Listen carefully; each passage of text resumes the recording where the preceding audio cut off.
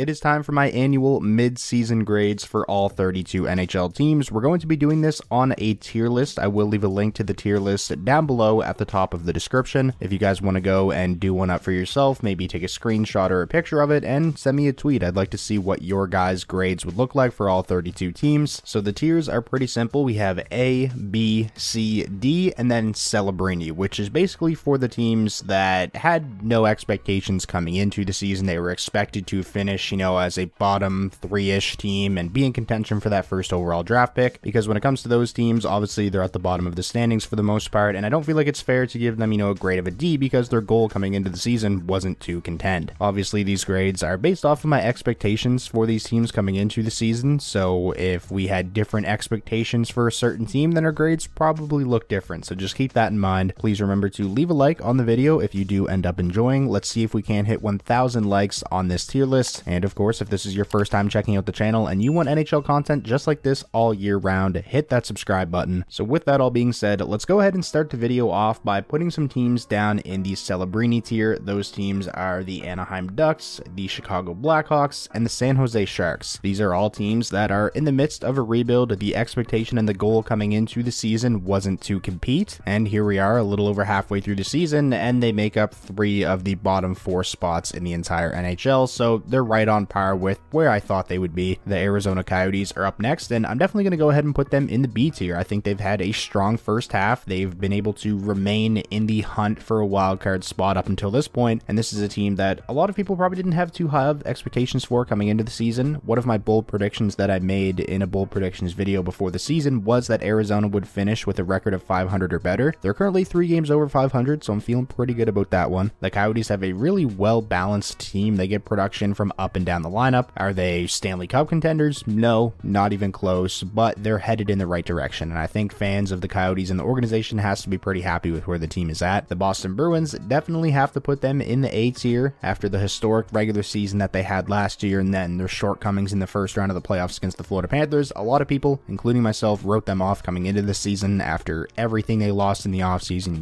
Bergeron, Krejci retiring, but what a lot of people failed to recognize, myself included, is the fact that they brought back the same 2 goaltenders who were dynamite for them last season, pretty much the same decor, and the goaltending and defense was such a big reason why they were so dominant last year. And now here we are 43 games into the 2023-24 season, and Boston sits atop the Atlantic Division and are once again in contention for the President's Trophy. Just a well-oiled machine of an organization. Moving along, next up we have the Carolina Hurricanes. I think I'm going to put them in the B tier. They currently sit 3rd in the Metro. They're just 1 point back of Philadelphia for 2nd with a game in hand. So I think given the circumstances, the fact that for the most part this season the Hurricanes have not been able to get a save, the fact that they are, just 1 point back of Philadelphia for 2nd in the division is pretty impressive. Next up we have the Colorado Avalanche. I'm going to throw them up there in the A tier along with the Boston Bruins. Colorado currently sits just 1 point back of the Winnipeg Jets for 1st place in the Central and 1st place overall in the entire league. I think that's pretty impressive considering the fact that Colorado has obviously had injuries to key guys. Landeskog hasn't played in forever, Arturi Lekkonen's out, Bowen Byram's out, and the goaltending hasn't really been the greatest, so if you're an Avs fan, you probably got to be pretty happy with how the team has performed. The Columbus Blue Jackets, pretty obvious one here. I'm definitely going to put them down there in the D tier. They are in the basement of the NHL currently, and based off the moves they made in the offseason, signing Severson, trading for Provorov, attempting to bring in Mike Babcock as the head coach, which ended up just blowing up in their face, but based off those moves, I mean, this is a team that wanted to compete this season,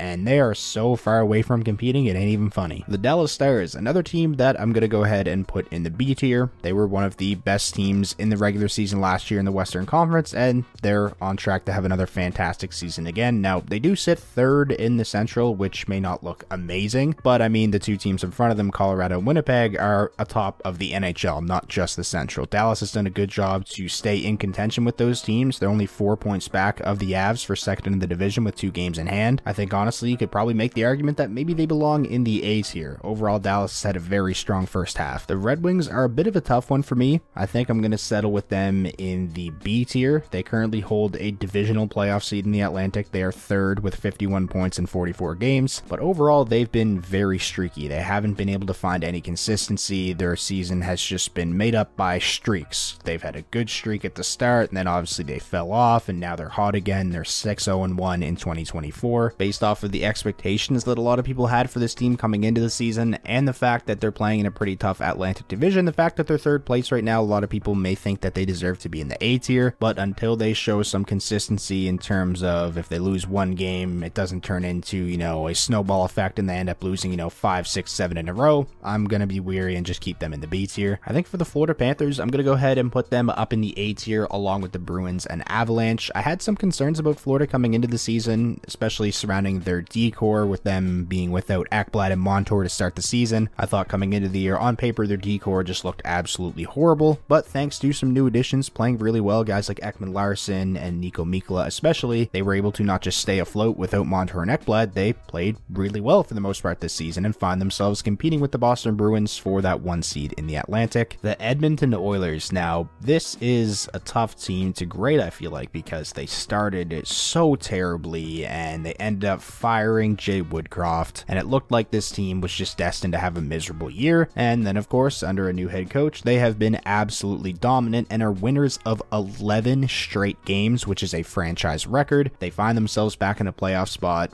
Recency bias makes me want to put the Oilers in the A tier, but I think I'm going to settle for B tier because we can't just forget that that start of the season happened. However, their ability to bounce back from that has been really impressive. These are grades for the whole season though as a whole, so again, recency bias aside, we're going to put the Oilers in the B tier. Next up we have the Islanders, and I think the C tier is a good place for them. They're currently on the outside looking in terms of the playoff race, and although they're 4 games over 500, you know, in terms of how we view things in the NHL, but they have lost 25 games and have just won 19 if you take into account the overtime losses. There's definitely some guys on the team having really strong individual seasons like Barzal, Dobson, and Bo Horvat, but in terms of the team as a whole, the Islanders don't look like a team that's much of a threat to do anything in the Eastern Conference this year. The Kings are kind of a tough one, obviously really struggling as of late with just 1 win in their previous 10, and they're just having a weird season. They're dominant on the road for the most part, but really struggling at home. Since again, this is grading their season as a whole, and I'm trying to not, you know, factor in recency bias here, I am going to put the Kings in the B spot because they are in a divisional playoff seed in the Pacific. They're third with 50 points in 41 games. It's hard to imagine they're going to be as bad for the rest of the season as they've been over the last couple of weeks. I think the Kings are going to be fine. I think they're going to make the playoffs in one of those divisional seeds, so B for the Kings. The Minnesota Wild, definitely going to go ahead and put them in the D tier along with the Columbus Blue Jackets. Not a whole lot going right for the Minnesota Wild this season. They ended up firing Dean Evison,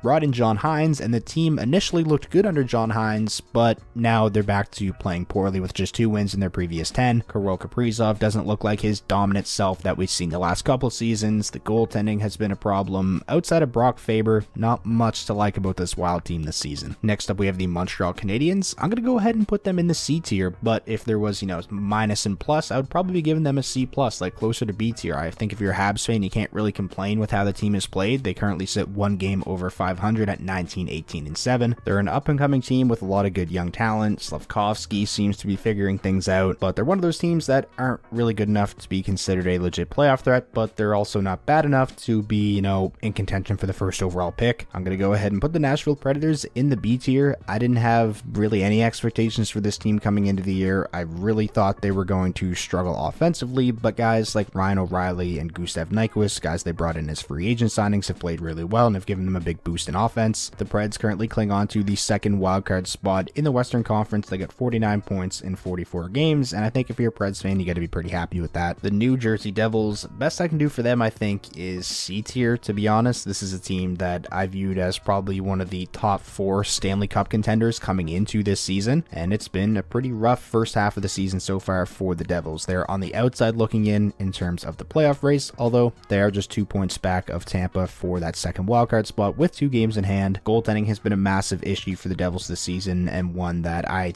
assuming they're going to attempt to address leading up to the trade deadline. It's clear that this team misses Dougie Hamilton, who's really the guy that keeps it all together on that blue line. Timo Meier has missed a good amount of time, and when he's been in the lineup, it looks like he's playing injured and he's not performing well. I still have faith that the Devils are going to wind up making the playoffs, but they definitely haven't been the dominant contender that I thought they were going to be. Speaking of teams that I figured were going to be Stanley Cup contenders coming into the season, the New York Rangers, but unlike the Devils, the Rangers actually look like contenders right now. They're first place in the Metro and just 4 points back of the Jets for the first spot overall in the entire league. Panarin is playing like an absolute monster. The tandem of Shesterkin and Quick has been one of the better 1-2 punches in net in the entire NHL, and they're in this position while having played pretty much the majority of the season so far without Philip Hedl. Capo Caco just returned to the lineup. He missed a good chunk of time. If you're a Rangers fan, you got to be pretty happy with how the teams played during the first half. The Ottawa Senators are up next, and I definitely have to go ahead and put them in the D tier. It's not like this was a team that everyone viewed as a Stanley Cup contender coming into the season, but definitely a bubble team and a team that was expected to be in contention for a playoff spot. I really feel for Senators fans. On paper, this team is so talented and something just ain't clicking. I mean, the team defense and goaltending has been a big issue. They obviously fired DJ Smith earlier this year, and the team really hasn't played better since then. I'm really going to be interested to see what kind of approach they take leading up to the deadline. The Philadelphia Flyers are up next, and they get an easy A for me. This is a team that I had little to no expectations for coming into the season. I figured they'd be a lottery team,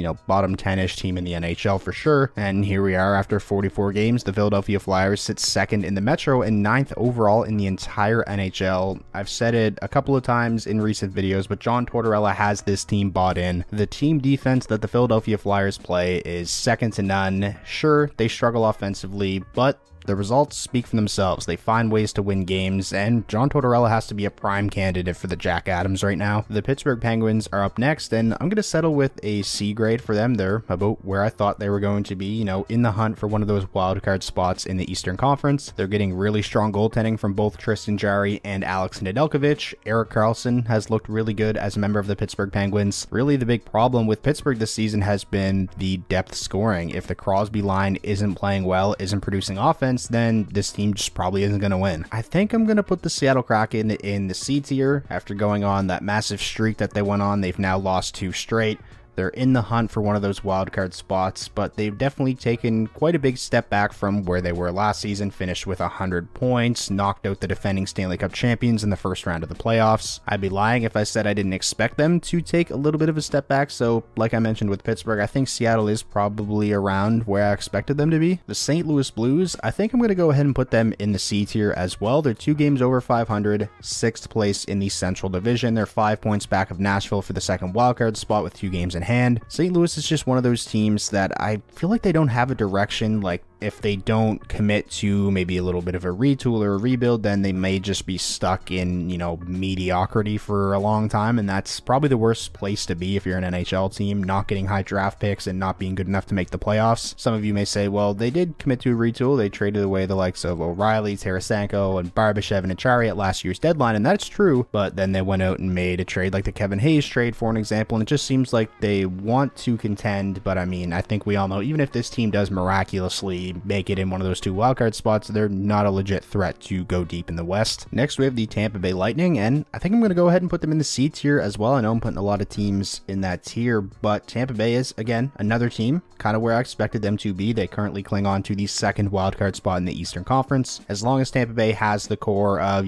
Point, Kucherov, Hedman, Stamkos, Vasilevsky, and a decent supporting cast, they're always going to be in the hunt. But they definitely don't look like the powerhouse that we've been so used to seeing them be, over the last 5-6 years. Next up, we have the Toronto Maple Leafs, and again, I think it's got to be C tier for them. They currently sit 4th in the Atlantic. They hold on to the first wildcard spot in the Eastern Conference. They're going through a bit of a rut right now. Sheldon Keefe has came out and made comments like he doesn't know who he can rely on still, which is kind of crazy to say. And at this point in the season, the Maple Leafs definitely don't look as good as they did at this point last season. And with a team like the Toronto Maple Leafs, obviously the goal is to compete for a Stanley Cup, and right now this team just doesn't look like a Stanley Cup contender. I think it'd be a little bit too harsh putting them in the D tier because they do hold on to a playoff spot, but not looking too great right now for the Maple Leafs. The Vancouver Canucks, very easy one here. They go in the A tier. They're currently first place in the Pacific Division, tied with the Winnipeg Jets for the most points in the National Hockey League with 62 in 44 games. Vancouver fans are loving life right now. This probably is the most fun team to watch in the entire NHL. They get a high-flying offense. They score a bunch of goals. Thatcher Demko's having a great bounce-back season. So many guys on Vancouver having career years. If you're the Canucks, I don't think you could have imagined a better first half of the season. I think the B tier is a solid spot for the Vegas Golden Knights, the defending Stanley Cup champions. They currently sit second place in the Pacific Division, 5 points ahead of the Los Angeles Kings. If there was any questions about if Logan Thompson and Adin Hill could replicate the success that they had last season, especially Adin Hill in the playoffs, those questions have been answered. Adin Hill especially, although he's out with an injury right now, he has been unreal in the games he started. It's going to be interesting to see how they play, this next stretch of games without Jack Eichel, who went down and I think he's undergone lower body surgery. I think the timeline is just week to week, so that's good that it's not,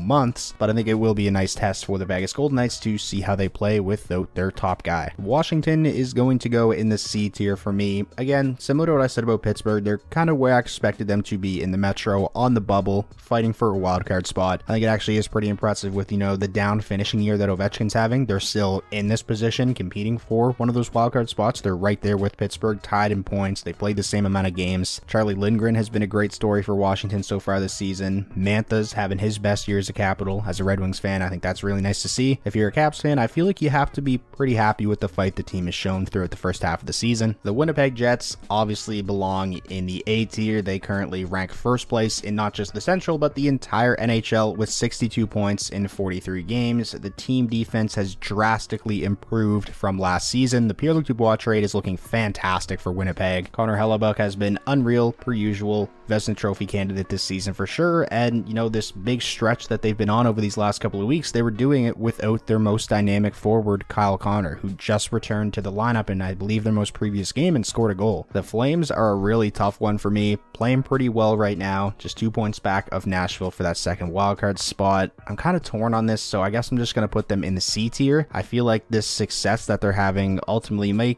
come back to bite them in the behind, because it may lead to them not trading guys that are pending UFAs like Lindholm, like Hanifin, and Chris Tanev is another name that's been thrown around in trade talks. I really hope they do go the route of trading them. If they don't, I think it's going to be a massive mistake. We'll see what type of approach they take leading up to the deadline, especially if they keep winning games like they have been. And now finally finishing out the tier list with the Buffalo Sabres, and I'm going to have to put them in the D tier. I had pretty high expectations for Buffalo coming into this season. I predicted them to make the playoffs in a divisional seed in the Atlantic, but man, does that prediction ever look awful, as Buffalo has really struggled throughout the first half. They currently sit third from last in the Eastern Conference. The offense has taken a massive step back from last season, and they really just haven't been able to hit their stride just yet. We'll see how they play in the second half, but it's not looking like this is going to be the year the Sabres get back into the playoffs. So that is going to wrap up today's video. Those are my grades for all 32 NHL teams at around or a little bit past the halfway point in the season. Like I mentioned at the start, if you guys want to go ahead and make a tier list for yourself, maybe send me a picture on Twitter. There will be a link to this tier list down below at the top of the description. If you guys did enjoy this video, please remember to leave it a like. That is the best way to show your support. And most importantly, if this is your first time checking out the channel and you want NHL content just like this all year round, hit that subscribe button, and I will talk to you all again soon.